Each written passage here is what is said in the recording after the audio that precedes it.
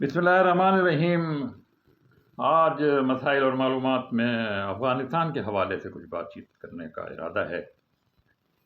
بڑے افسوس کی بات ہے کہ افغانستان جیسے ملک سے بھی پاکستان کے تعلقات آج کل کشیدہ ہیں۔ ہندوستان سے تو پہلے دن سے ہی ہمارے تعلقات کشیدہ رہے، چونکہ اس نے کھلے دل کے ساتھ تقسیم ہندوستان اور پاکستان کے قیام کو قبول نہیں کی۔ افغانستان سے ہمارے تعلقات ہمیشہ بہت اچھے رہے، لیکن ابتدائی چند ہفتے بہت خراب تھے۔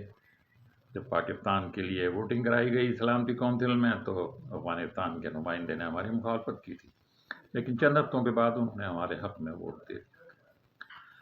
افغانستان دراصل ہمارا مغربی ہمسایہ ہے، اور پچھلے 50-60 سال ہمیں اس بارڈر پر ایک فوجی بھی رکھنے کی ضرورت نہیں تھی، صرف اس وجہ سے کہ ہمارا جو قبائلی علاقہ تھا، ہمارے جو قبائلی ہم وطن تھے، وہ ایک طرح سے پاکستان کی فوج تھے۔ لیکن بہرحال پھر یہ روس نے افغانستان پہ چڑھائی کی، اور اس کے بعد پاکستان نے ان کی مدد کی، امریکہ بھی ان کی مدد کو آ گیا، اور اس سب کے نتیجے میں روس واپس چلا گیا، اور پھر روس میں جو حالات پیدا ہوئے وہ آج آپ کے سامنے ہیں۔ وہاں وہ کمیونسٹ حکومت اور وہ سب کچھ ختم ہو گئی، اور آج کل وہاں ویسی ہی حکومت ہے جیسی امریکہ میں ہے، جیسی اور ملکوں میں ہے، وہی لوگ ہیں۔ بہرحال جو کچھ افغانستان سے روس کی واپسی کے وقت ہوا، خاص طور پہ جنرل ضیاء الحق کا طیارہ جس سازش کے تحت اڑایا گیا، اس کا مقصد صرف یہ تھا کہ اس روس کی واپسی کے بعد افغان بھائیوں کے ساتھ ہمارے تعلقات خوشگوار نہ رہیں، اور جو کچھ ہمیں اس ساری مدد اور امداد سے حاصل ہونا چاہیے تھا وہ حاصل نہ ہو۔ اور یہی ہوا کہ روس کے جانے کے بعد جلدی میں جو فیصلہ ہوا، وہ فیصلہ جنیجو صاحب کے زمانے میں ایسا ہوا کہ کوئی روس کے ساتھ پکا ایگریمنٹ نہیں ہو سکا، ایک باقاعدہ حکومت ریپلیس کرتی کی پچھلی حکومت کو، وہ نہ ہو سکا۔ جلدی میں ایک حکومت قائم کی گئی، اور پھر یہ جو جماعتیں جس کو جہاد کہا جاتا ہے وہ اس میں آپس میں لڑنے لگیں، اور ضیاء الحق صاحب کو تو ختم کر دیا گیا، اور اس کے بعد افراتفری کا زمانہ رہا۔ پھر امریکہ کو یہ خیال آیا کہ کیوں نہ ہم آزاد ہونے والی وسط ایشیائی ریاستوں میں اپنا سامان بیچیں، کیپٹلسٹک ذہنیت، سرمایہ دارانہ۔ اور اس نے پھر پاکستان میں جو پیپلز پارٹی کی حکومت تھی، نصیر اللہ بابر صاحب وزیر داخلہ تھے، ان کو یہ ٹاسک دیا گیا کہ آپ ایک ایسی فورس تیار کریں جو افغانستان میں امن و امان قائم کرے، اور ان وارڈ لارڈز کے درمیان اور ان جماعتوں کے درمیان جو لڑائی ہے وہ ختم کریں۔ اور پھر ایسا ہوا، اور پھر اتفاق سے ان کا نام طالبان رکھا گیا۔ لیکن کسی کو کیا پتا ہوتا ہے کہ جو چیز وہ بنا رہے ہیں آگے چل کر وہ ان کے قابو میں رہیں گے یا نہیں۔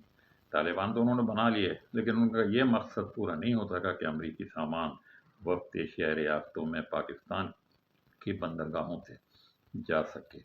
یہ طالبان ماشاءاللہ دینی ذہن کے لوگ تھے، مدرسوں کے پڑھے ہوئے تھے پاکستان کے، انہوں نے امریکہ کو کوئی خاص لفٹ نہیں کرائی۔ بہرحال یہ ایک حقیقت ہے کہ یہ طالبان بنے پیپل پارٹی کے دور میں اور امریکہ کی خواہش پر۔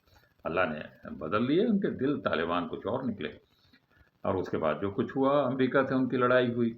اب امریکہ سے لڑائی کے دوران پاکستان نے جو جنرل مشرف کی حکومت نے جو غلط کردار ادا کیا، اور اپنے ان ساری محنت کو، اپنے سارے احسان کو جو مہاجرین کے مہمانداری کی صورت میں پاکستان نے کی تھی، جو مجاہدین کی آزادی کی صورت میں کی تھی، اس کا بیڑا غرق کر دیا۔ یہ سب سے بڑا گناہ ہے جنرل مشرف کا۔ اگر وہ ایسا نہ کرتے تو آج افغانستان ہمارے خلاف جائے۔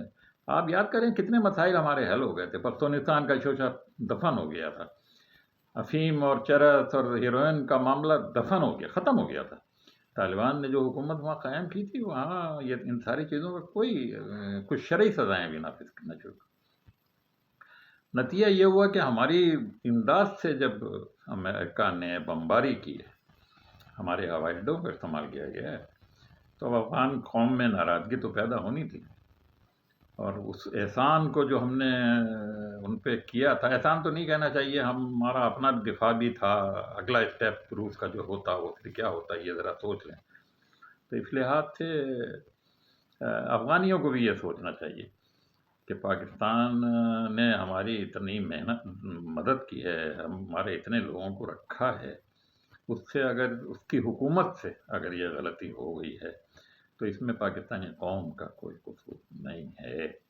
پاکستانی قوم نے دامیں درمیں سخنیں اپنے شہروں میں، اور اس کے نتیجے میں بہت ساری ہمیں پریشانیوں کا سامنا کرنا ہوا، ہمیں افغان رشین ایجنٹوں اور امریکن ایجنٹوں کی طرف سے بموں کا سامنا کرنا پڑا، اور دیگر بہت ساری برائیوں کا سامنا کرنا پڑا۔ تو خود افغان قوم کو اور آج کل جو افغانستان کی حکومت ہے اسے یہ سوچنا چاہیے کہ ٹھیک ہے ہم نے غلطی کی ہے، لیکن اس غلطی کا یہ نتیجہ نہیں ہونا چاہیے کہ وہ روس وہ ہندوستان کے کہنے پر چلیں اور ہندوستان کی مدد سے پاکستان کو ڈی اسٹیبلائز کرنے کی کوشش کریں۔